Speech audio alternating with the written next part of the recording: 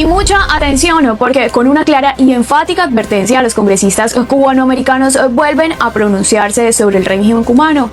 La congresista María Elvira Salazar aseguró que no hay punto de negociación. Según ella, el régimen tiene solo una salida. Es que estos no son conversaciones. Son negociaciones. Estos no están negociaciones. No, es que no hay nada que negociar. Conversaciones. La conversación, no hay nada que... Tú puedes conversar con la otra persona para ver cuándo se va, a qué hora y bajo qué condiciones. La prensa internacional proyectó una serie de noticias que, vistas por separado, parecen independientes. Un titular hablaba de nuevas presiones económicas sobre Cuba, otro advertía sobre un escenario de crisis humanitaria y colapso inminente, otros hablaban desde espacios diplomáticos donde se difundían mensajes sobre ayuda al pueblo cubano y la necesidad de cambios económicos urgentes. Eran distintos medios, distintos titulares, pero todos parecían avanzar en la misma dirección. Y entonces fue cuando entendí que no estaba viendo noticias aisladas, estaba viendo un patrón.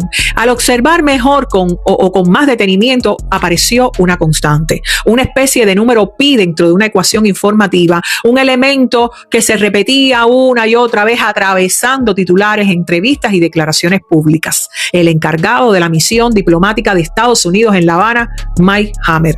Su presencia en estos medios aparecía como hilo conductor entre discursos políticos. Y yo me pregunté, ¿por qué múltiples relatos aparentemente independientes coincidían alrededor de una misma figura y de una misma dirección política? Pero simplemente intento mantenerme informada, leer, observar y hacer algo que cualquiera de ustedes puede hacer.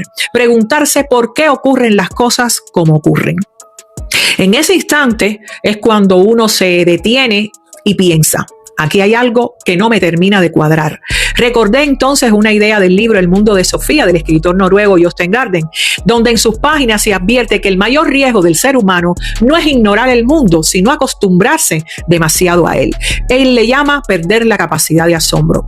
Y es que cuando dejamos de asombrarnos, dejamos también de preguntar. Y cuando dejamos de preguntar, comenzamos a aceptar la realidad tal como nos es presentada. Debemos siempre, mi gente, buscarle la pelusa a la contrapelusa. Y recordaba las ideas planteadas en el libro 5 temas polémicos sobre Cuba, donde se reflexiona sobre la relación entre el capitalismo y la libertad de prensa. En el texto de este libro se plantea una idea incómoda. La libertad de prensa puede existir formalmente y, sin embargo, operar dentro de los límites estructurales poco visibles. Y entonces aparece la presión económica. Después me hablan de restricciones financieras, de dificultades energéticas dentro del país, de obstáculos comerciales que afectan el funcionamiento normal de este país.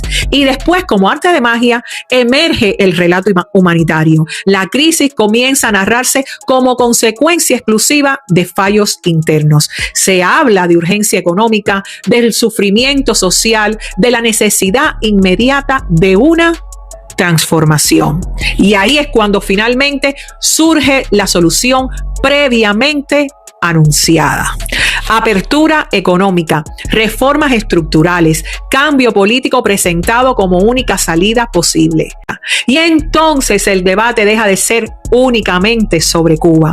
Se convierte en una pregunta mucho más amplia. ¿Somos nosotros espectadores de la realidad o participantes conscientes en la construcción de su significado? Porque el capitalismo habla de libertad de prensa. Porque la libertad de expresión no termina cuando alguien publica una noticia. Comienza cuando alguien la analiza. Y entonces llego a una conclusión inevitable. El bloqueo sí existe. Existe su historia. Existen sus consecuencias. Existen más de 6 décadas de hechos documentados que demuestran una política sostenida de presión económica contra Cuba. Es una realidad histórica reconocida incluso en documentos desclasificados del propio gobierno de los Estados Unidos.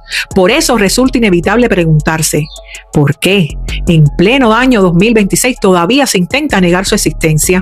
¿Por qué se pretende convencer al pueblo cubano de que no existe una asfixia económica?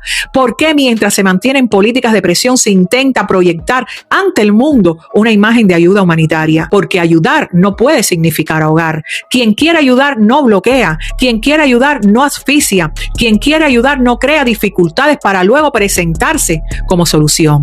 Porque la historia está ahí, los documentos están ahí y ningún relato mediático puede borrar más de 60 años de realidad. Ante esta supuesta libertad de prensa, seguimos defendiendo Cuba. Aquí no se rinde nadie.